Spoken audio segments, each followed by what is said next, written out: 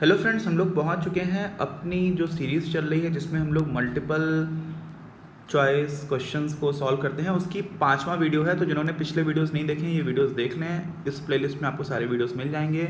ये काफ़ी इंपॉर्टेंट ऐसे क्वेश्चंस हैं जो आपके बोर्ड एग्जाम्स में आया करते हैं, है ना। और झारखंड जैसे राज्यों में बहुत ज़्यादा ही क्वेश्चन ऑब्जेक्टिव टाइप आते हैं, इसलिए उनके लिए भी काफ़ी अच्छा है, बाकी जगह के लिए भी अच्छा है, क्योंकि एक बार आपकी प्रैक्टिस हो जाती है। बाकी मैं आपको बताता भी चलता हूँ, समझाता भी चलता हूँ ब्रीफ में। तो चलिए स्टार्ट करते हैं। क्रेताओं और विक्रेताओं की संख्या किस बाजार में अत्यधिक होती है? तो ये इतना आसान प्रश्न है। हम लोगों ने बाजार के प्रकार पढ़े हुए थे, जिसमें से एक प्रकार था हमारा पूर्ण प्रतियोगी बाजार। उसमें पहली कंडीशन ये हुआ करती थी, 4 शर्तें होती थी। उसकी चारों शर्तें कौन कौन सी होती है कमेंट बॉक्स में लिख करके बताइए। हम लोगों ने इसको काफ़ी चर्चा की हुई है। पहली शर्त यही हुआ करती थी कि बहुत सारे क्रेता और विक्रेता हैं। अल्पाधिकार में तो एक ही विक्रेता होता है। जो एकाधिकारात्मक प्रतियोगी बाजार होता है, यानी कि मोनोपोलिस्टिक कंपटीशन, उसमें फर्म्स भी काफ़ी होती हैं, क्रेता भी बहुत सारे होते हैं, लेकिन काफ़ी सारे जो एक तरह से समझते हैं एकदम सब्स्टिट्यूट नहीं होता प्रोडक्ट एक दूसरे का, इसलिए हम लोग उसको नहीं देखते हैं। द्वयाधिकार में 2 कुल मिलाकर के विक्रेता होते हैं। तो क्या हो जाता है, जो एकदम सही आंसर है वो आपका हो जाएगा बी। एकाधिकार बाजार में, अब एकाधिकार क्या होता है, किसका होता है एकाधिकार? जो एक है भाई, सीधी सी बात। अनेक विक्रेता होते हैं? नहीं। अल्प विक्रेता होते हैं? हाँ, अल्प तो होते हैं, लेकिन एक ही होता है। एक का अधिकार है भाई, एक विक्रेता होता है, ये सही है ना। अल्प का मतलब कम होता है। अब कम एक भी हो सकता है, 2 भी हो सकता है, इसलिए ये उतना सही उत्तर नहीं है। वास्तव में अल्पाधिकार में एक से ज़्यादा मानते हैं, लेकिन कम मानते हैं, तो उसको अल्प विक्रेता हो तब ठीक माना जाएगा। अल्पाधिकार को हम लोग बोलते हैं इंग्लिश में ऑलिगोपॉली, ठीक है। अच्छा, 2 विक्रेता होता है? नहीं, ये होती डुआपली, द्वाधिकार, जो आपका यहाँ पर लिखा हुआ था, ठीक। अच्छा, ऐसे प्रश्न आ जाते हैं बाजारों के प्रकार से, इसी तरह के प्रश्न आते हैं, बहुत ही आसान होते हैं। किस बाजार में वस्तु विभेद पाया जाता है? वस्तु विभेद क्या होता है मालूम है आपको? क्रिकेट बॉल है, कॉस्को की अलग है ना। लेदर बॉल अलग है। लेदर बॉल भी अलग अलग कंपनीज अलग अलग तरह की बना रही हैं। तो है तो प्रोडक्ट एक ही। आप पूछोगे तो क्या है, क्रिकेट बॉल है, ठीक, लेकिन क्या है, सभी में थोड़ा थोड़ा अंतर है। तो कुछ लोग बोले नहीं यार, ये टेनिस बॉल जो पीले रंग वाली होती है वो उतना उछलती नहीं है, तो रेड कलर वाली बॉल लेते हैं। कहीं पर उल्टा हो जाता है, पीले रंग वाली ज़्यादा उछल रही होती है, ज़्यादा टाइट होती है। तो ऐसे ही ऐसे स्टम्पर बॉल आया करती थी। हम लोग जब छोटे थे तो 8 रुपये की आती थी, उस टाइम पर भी 15 की आने लगी थी। वो बहुत दूर भागती थी, पूरी रबर की बॉल हुआ करती थी और फटती बहुत देर में थी। कॉस्को बॉल जल्दी फट जाती थी, तो वो भी हम लोग उससे भी खेला करते थे। अब मोबाइल का देख लो आप, मोबाइल में क्या है, सारे मोबाइल फ़ोन टच स्क्रीन है, टॉर्च है, सारे फीचर्स लगभग लगभग सिमिलर हैं, लेकिन उसके बाद भी प्रोसेसर अलग है ना। कौन सा उसके जो फ्रिक्वेंसी आती है वो क्या निकल करके आ रही है, ओवरऑल एक्सपीरियंस कैसा है, सॉफ्टवेयर कैसा है, इसमें चीज़ें अंतर हो जाती हैं। तो है मोबाइल फ़ोन ही, स्मार्टफोन भी, लेकिन उसमें भी बहुत सारी कंपनीज ये सब काम कर रही होती हैं। तो जब किसी भी उत्पाद में, ध्यान से सुनिएगा, जब किसी भी उत्पाद में अंतर होता है, एक दूसरे के सब्स्टिट्यूट्स हैं। सब्स्टिट्यूट्स मतलब आपके पास मान लीजिए सैमसंग का फ़ोन है, फिर आपको लगा नहीं यार एप्पल का यूज़ कर सकते हैं, तो आप कर सकते हैं, जबकि वहाँ तो सॉफ्टवेयर काफ़ी अलग हो जाता है। एंड्रॉयड पर ही आप देखोगे तो भी आपको बहुत सारे फ़ोन मिल जाएंगे, चाइनीज़ कंपनीज बहुत सारी हैं, उनका मिल जाएगा। तो आप क्या करोगे कि आपको सब्स्टिट्यूट तो मिलेंगे, क्या मिलेंगे, सब्स्टिट्यूट्स, लेकिन परफेक्ट सब्स्टिट्यूट नहीं होगा। एकदम एक जैसा फ़ोन आपको दूसरा नहीं मिलेगा, उसी कंपनी का मिल जाएगा एग्जैक्टली एक जैसा, लेकिन दूसरी कंपनी का नहीं मिलेगा। तो जब ऐसी स्थिति होती है तब उसको हम लोग बोलते हैं क्या, प्रोडक्ट डिफरेंशिएशन। प्रोडक्ट डिफरेंशिएशन से क्या हो जाता है, अलग अलग लोगों की अपनी लॉयल्टी बनती है कि नहीं यार हमें तो पार्ले जी बिस्किट ही अच्छा लगता है, भले ही वैसा ही ग्लूकोज बिस्किट टाइगर कंपनी में निकाल दे, होता है ऐसा, ठीक। तो यहाँ पर क्या हो जाता है, वस्तु विभेद कब पाया जाता है? शुद्ध प्रतियोगिता या पूर्ण प्रतियोगिता एक ही बात है। परफेक्ट कॉम्पिटिशन में तो भाई हम मानते हैं कि जो हमारा वस्तु है वो होमोजेनियस है, क्या मानते हैं, समांगी है, एक जैसी है, एग्जैक्टली आइडेंटिकल प्रोडक्ट है, यानी कि परफेक्ट सब्स्टिट्यूट्स हैं। और यहाँ पर क्या बात की जा रही है, वस्तु विभेद हो, यानी कि परफेक्ट सब्स्टिट्यूट ना हो, वस्तु में अंतर है, थोड़ा सा कैरेक्टरिस्टिक में अंतर है। एकाधिकार में तो एक ही कंपनी है, मोनोपोली, वो जो प्रोडक्ट बनाती है और कोई बनाता ही नहीं है, तो इसमें तो बात बनती नहीं है। एकाधिकारी प्रतियोगिता, इसको हम लोग बोलते हैं क्या, मोनोपोलिस्टिक कॉम्पिटिशन। क्या बोलते हैं, मोनोपोलिस्टिक कॉम्पिटिशन। ये जो है ना, ये आपका ऐसा मार्केट होता है, जो मैंने आपको उदाहरण दिया, जैसे अभी आपको मोबाइल फोन्स का उदाहरण दिया, तो इसमें आपका उत्तर हो जाएगा डी। आ रही बात समझ में? आगे चलते हैं। पूर्ण प्रतियोगिता बाजार के मांग वक्र की लोच होती है। अब पूर्ण प्रतियोगिता बाजार का मांग वक्र कैसा होता है, याद है किसी को, याद है? ऐसा होता है, यही आपकी पिछले वीडियोस में भी बात की थी, AR लाइन होती है, यही MR लाइन होती है, यही डिमांड कर्व होता है, यही प्राइस लाइन भी होती है, कीमत रेखा इसको बोलते हैं हम लोग हिंदी में। तो ये क्या है, ऐसा डिमांड कर्व है। अब यहाँ पर क्या होता है, यहाँ पर जो भी प्राइस है उस पर आपको हमेशा जितना भी आप बेचना चाहो बेच सकते हो। क्यों? क्योंकि आपकी फर्म बहुत छोटी है मार्केट के कंपैरिजन में। ये कब होता है, जब पूर्ण प्रतियोगिता की बात हो रही है राजा बाबू, समझ रहे हो ना। अब प्राइस आपने जरा सा इंक्रीज किया, जरा जीरो के बराबर ही लगभग आपने इंक्रीज किया, तो परसेंटेज चेंज इन प्राइस कितना हुआ, लगभग जीरो के बराबर। और क्वांटिटी क्या हो जाएगी, जैसे आपने प्राइस थोड़ा भी बढ़ाया तो यहाँ पर कोई भी क्वांटिटी नहीं बिक रही आपकी, तो परसेंटेज चेंज इन क्वांटिटी क्या हो जाएगा, कुछ भी आएगा, मतलब जो आपका चेंज हुआ है कोई भी क्वांटिटी नहीं, तो 100% का चेंज आ गया। पहले आप मान लीजिए 5 बेच पा रहे थे, अब 0 बेच पा रहे हो, तो कितने का परिवर्तन आ गया, 100% का। तो परसेंटेज चेंज इन क्वांटिटी कितना हो गया, 100। अब कुछ भी हो ऊपर नीचे किसी भी संख्या में शून्य से भाग देते तो कितना हो जाता है, अनंत हो जाता है। तो यहाँ से क्या जाता है आपका, अनंत, अनंत, है ना। एक मूवी आई थी the man who knew infinity, क्या बोलते हैं हम लोग, इन्फिनिटी, इन्फिनिटी समझते हो, अनंत। The man who knew infinity किसके ऊपर मूवी थी, कौन महान गणितज्ञ थे, उनके ऊपर मूवी बनी है, काफ़ी अच्छी मूवी है, समय मिले तो जरूर देखिएगा। एक अ ब्यूटीफुल माइंड भी काफ़ी अच्छी मूवी है, वो एक इकोनॉमिक्स के ऊपर बनी हुई है, उनको नोबेल प्राइज़ मिला था ये भी देखिएगा कभी आपको समय मिले, बहुत ज़्यादा अच्छी मूवीज़ हैं ये, है ना। इनसे अपने को इंस्पिरेशन मिलती है, समझ में आता है कि जो एकदम स्मार्टेस्ट ऑफ द ब्रेन्स हैं वो कैसे काम करते हैं। चलिए आगे बढ़ते हैं, आ जाते हैं हम लोग कहाँ पर, एकाधिकारी प्रतियोगिता की बात कर रहे हैं। अब एकाधिकारी प्रतियोगिता की निम्नलिखित में से कौन सी विशेषता है, विभेदीकृत उत्पादन, एकाधिकारी मैंने आपको बताया था मोबाइल फोन टाइप की कंपनीज हैं, बिल्कुल है।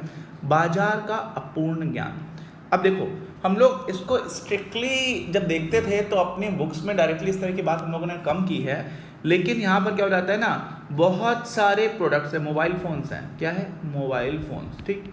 स्मार्टफोन की बात कर लेते हैं, बहुत सारी कंपनीज बना रही है, 50 कंपनीज हैं, लगभग सारे फीचर्स सेम हैं, ठीक है, लेकिन फिर भी डिफरेंस है। तो विभेदीकृत तो हो गया, एग्जैक्टली एक जैसा नहीं है, लेकिन सब में क्या क्या अवेलेबल है। अब मान लीजिए इसकी जो है पूर्ण प्रतियोगिता होती तो एक ही प्रोडक्ट बन रहा है, एक ही सब लोग बना रहे हैं, तो वहाँ पे आपको पता हो जाता है, आपको इतना ज़्यादा टेंशन नहीं हो रही होती है। ऑन एन एवरेज रियलिटी की आप क्लोज जाओगे तो अगर परफेक्ट कॉम्पिटिशन की बात करेंगे कि सारे लोग एक ही जैसा प्रोडक्ट बना रहे हैं, कोई ऐसा मार्केट है, तो वहाँ पे सबको पता है कि हाँ भाई यही प्रोडक्ट है, यहाँ पे 10 रुपये किलो आलू बिक रहा है, बगल में 12 का क्यों बिक रहा है, जबकि एक जैसा आलू है। तो फिर क्या हो जाता है वहाँ पे जो कस्टमर होता है, उपभोक्ता होता है, उसको क्या होती है, बहुत ही ज़्यादा जानकारी होती है, पूर्ण ज्ञान हम लोग मान करके चलते हैं। यहाँ पर क्या होता है, इतनी सारी कंपनीज हैं, किस कंपनी के मोबाइल फ़ोन में थोड़ा सा फीचर अलग है, सबकी जानकारी नहीं होती, तो यहाँ पर क्या है, अपूर्ण ज्ञान भी एक तरह से माना जा सकता है। अब जिसको डाउट है उसने यहाँ पर बिंदी लगा लो कि हमें नहीं समझ में आ रहा है कि ये है कि नहीं। फिर तीसरा क्या है, बिक्री लागत, इसका क्या मतलब है, इसको समझो, इसको ही बोलते हैं विक्रय लागत भी, बिक्री मतलब जो है तद्भव है, तत्सम में विक्रय बोल देते हैं।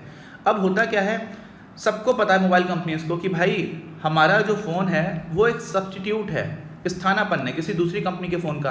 अगर दूसरी कंपनी के फ़ोन किसी का मन नहीं हुआ तो मेरा भी ले सकता है, मेरा अच्छा नहीं लगा तो दूसरा भी ले सकता है। क्यों, बहुत सारे अल्टरनेटिव्स अवेलेबल है किसके पास, उपभोक्ता के पास। अच्छा, अब उसको उपभोक्ताओं को रिझाना है तो पहले सबसे पहले तो बताना है, जानकारी देनी उपभोक्ताओं को कि भैया हम एग्जिस्ट करते हैं मार्केट में। क्यों, क्योंकि अपूर्ण ज्ञान है, उपभोक्ता को पता ही नहीं है कि कौन कौन सी कंपनीज क्या क्या चीज़ें लेकर के आ रही है, तो जानकारी देनी है, इसीलिए अपूर्ण ज्ञान हो जाता है। आप समझ रहे हो, तो अपूर्ण ज्ञान भी बात सही होगी। बिक्री लागत में क्या हुआ, जानकारी देनी है, तो कैसे दोगे जानकारी, आप एडवर्टाइजिंग करोगे। एडवर्टाइजमेंट्स आते हैं, आप क्रिकेट मैच देखते हो बीच बीच में आते हैं, मूवीज़ आती हैं तो उसमें भी आया करते हैं, तो एडवर्टाइजिंग करोगे, होर्डिंग्स लगाओगे, बहुत सारी चीज़ें, मार्केटिंग पूरी स्कीम चलाओगे, है ना। अपना जो प्रोडक्ट है उसके ऊपर का पैकेजिंग इस तरह से करोगे कि आपका एक अलग तरह का जानकारी बनना स्टार्ट हो जाए। तो बिक्री में जो लागत है वो क्या हो जाती है, अलग अलग हो जाती है, और ये फैक्टर इंपॉर्टेंट होता है क्योंकि बिक्री में जो लागत है आपको बेचना पड़ता है। परफेक्ट कॉम्पिटिशन में, पूर्ण प्रतियोगिता में तो बेचने की जरूरत ही नहीं, सबको पता है भाई वहाँ पे मार्केटिंग और एडवर्टाइजिंग का स्कोप ही नहीं बनता है, यहाँ पर बनता है, तो यहाँ पर बिक्री करने में लागत आ रही होती है। इसीलिए ये तीनों ही हो जाती हैं क्या, विशेषताएं, किसकी, एकाधिकारी प्रतियोगिता की, समझ रहे हैं। अच्छा, अब अर्थशास्त्र पढ़ने के लिए घर या गांव छोड़कर बाहर जाने की कोई जरूरत नहीं। कक्षा 12 के लिए लगभग 200 कॉम्प्रिहेंसिव लेक्चर वीडियोस और साथ ही क्विक रिवीजन वीडियोस, साथ में आपको मिलेगा चैप्टर वाइज क्लास नोट्स, सर्वाधिक महत्वपूर्ण प्रश्नोत्तर एवं पिछले वर्षों के प्रश्न पत्र। ये पूरी सामग्री सर्वश्रेष्ठ सामग्री मात्र 2400 रुपए में। यूपीएससी परीक्षाओं, पीसीएस, पीजीटी, टीजीटी, एसएससी जैसी परीक्षाओं के लिए हिंदी माध्यम के विद्यार्थियों के पास अर्थशास्त्र की नींव मजबूत करने का इससे बेहतर कोई अन्य विकल्प नहीं। जल्दी कीजिए, ऑफर लिमिटेड समय तक। काफी ठीक से हम लोगों ने उसको डिस्कस कर लिया, आगे चलते हैं। किस बाजार में औसत आय सीमांत आय के बराबर होती है, बताइए। अभी हम लोगों ने कुछ किया था, क्या क्या किया था, कुछ किया था, अच्छा डिलीट भी कर दिया, अरे वाह, फिर से कर देते हैं। ये किया था, डिलीट नहीं किया, ये दिख रहा है, ये देखो यहाँ पे क्या लिखा हुआ है, ARMR लिखा हुआ है, और यहाँ पे क्या लिखा हुआ है, औसत आय और सीमांत आय। औसत आय क्या होती है, AR, सीमांत आय क्या होती है, MR। हम लोग देख चुके हैं, किस में था, पूर्ण प्रतियोगिता में। ऊपर से कनेक्ट करके समझ में आ गया।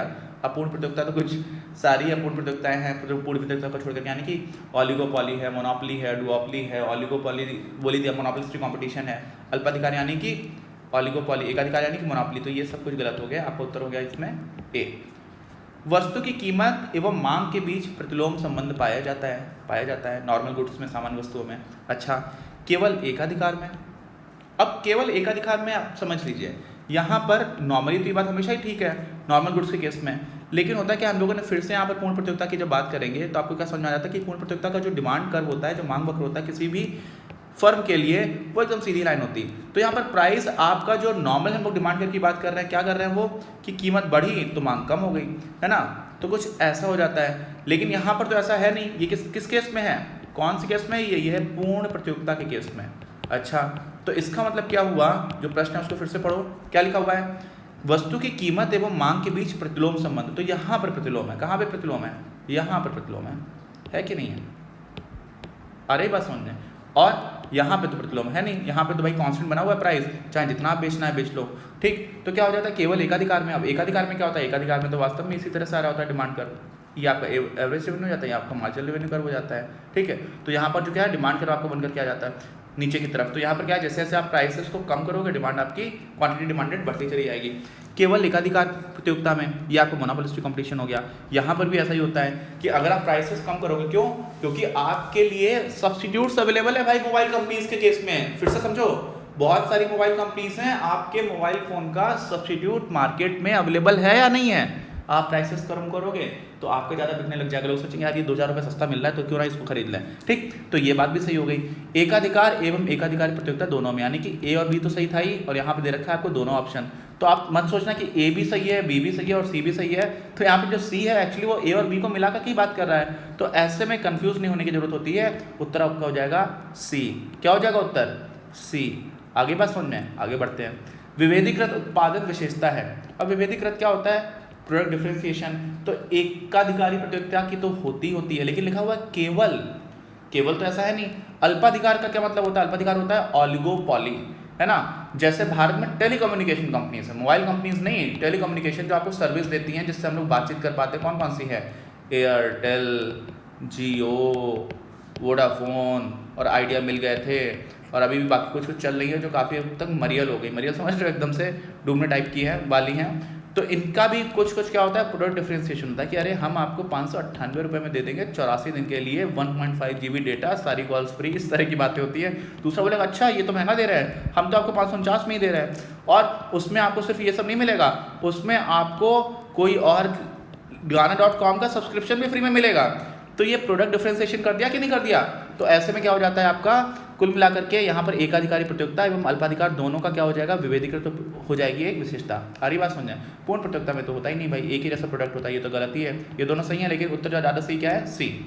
अच्छा, और ये दोनों सही नहीं है क्योंकि केवल लिखा हुआ है, केवल थोड़ी होता है। यहाँ पे तो भाई ये दोनों सही थे, यहाँ पर यहाँ पर केवल एकाधिकार लिखा हुआ था, इसलिए ये भी गलत था, केवल नहीं है। मैंने आपको बताया था कि ए और बी भी सही है, नहीं ए और बी सही है ही नहीं, ठीक, सॉरी ऊपर के लिए, मतलब थोड़ी सी गलती है।